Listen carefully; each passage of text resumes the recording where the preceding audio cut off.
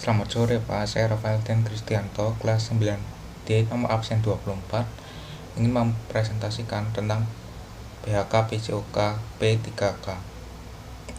Jadi, pengertian P3K adalah pasti dari kita semua pernah mengalami namanya kecelakaan ataupun cedera.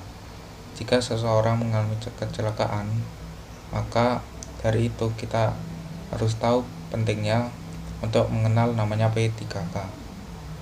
P3K adalah upaya memberikan pertolongan dan perawatan sementara cara cepat dan tepat terhadap korban kecelakaan atau penyakit mendadak sebelum korban dibawa ke puskesmas atau rumah sakit untuk mendapatkan pertolongan yang lebih lanjut. Jadi bisa dibilang P3K adalah pertolongan pertama untuk korban kecelakaan. Macam-macam cedera kecelakaan. Di dalam olahraga pasti kita pernah mengalami cedera atau kecelakaan. Berikut adalah macam-macam cedera dalam olahraga. Pertama, cedera ringan. Cedera ini merupakan cedera yang tidak serius dan tidak membahayakan. Cedera ini juga mudah untuk diobati, tetapi hal ini dapat mengganggu penampilan dari seseorang yang olahraga atau atlet. Contohnya adalah memar, lecet, keseleo ringan, dan lain-lain. 2. Cedera sedang. Cedera ini dapat menurunkan performa saat olahraga karena cedera ini lebih besar daripada cedera ringan dan lebih berpengaruh dalam fisik. Jika orang mengalami cedera sedang, lebih baik dibawa ke puskesmas atau rumah sakit atau dokter terdekat agar tidak menjadi cedera yang lebih berbahaya. Contohnya cedera sedang ini adalah melebarnya otot dan robeknya ligamen. Cedera berat. Cedera ini sangat berbahaya karena bisa menyebabkan korban tidak bisa beraktivitas atau berolahraga dalam waktu yang lama. Cedera ini mengakibatkan kerusakan hampir seluruh otot, ligamen, atau fraktur pada tulang. Pemulihan dari cedera ini bisa sangat panjang dan bisa juga korban yang mengalami cedera ini dioperasi. Contohnya dari cedera ini adalah patah tulang, salah tulang, kerusakan sel atau saraf, dan lain-lain. Macam-macam perawatan cedera. Perawatan luka kulit. Yang pertama, bersihkan tangan lalu bersihkan luka. Setelah bersih, kasih cairan antibiotik. Lalu tutup luka dengan kasa steril atau perban. Jika luka terlalu dalam atau lebar, usahakan dibawa ke dokter atau rumah sakit agar tidak menjadi infeksi. Yang kedua, kram. Jika orang terkena kram, maka rilekskan orang yang tersebut.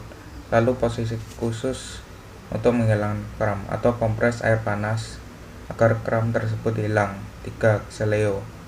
Kompres dengan es bagian yang cedera agar keseleo tersebut hilang. Jangan dikasih obat panas kayak balsam atau dipijat karena bisa membahayakan. Bahaya tersebut bisa dapat menyebabkan luka ataupun yang lainnya. Patah tulang. Periksa bagian tulang yang patah. Jika parah, harap panggil dokter. Jika patah tulang hanya sedikit di tangan atau di kaki, usahakan dibidai dengan benda atau kayu.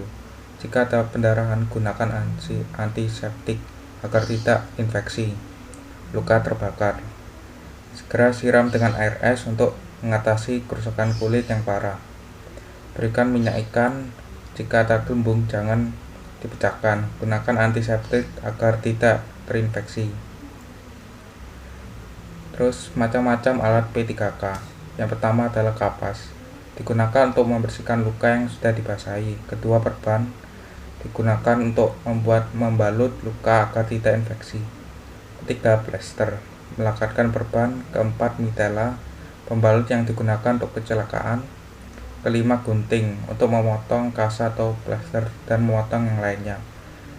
Terus tandu, membawa korban yang tidak bisa jalan. Berikutnya, bidai, penahan tulang yang patah. Berikutnya, alat pelindung.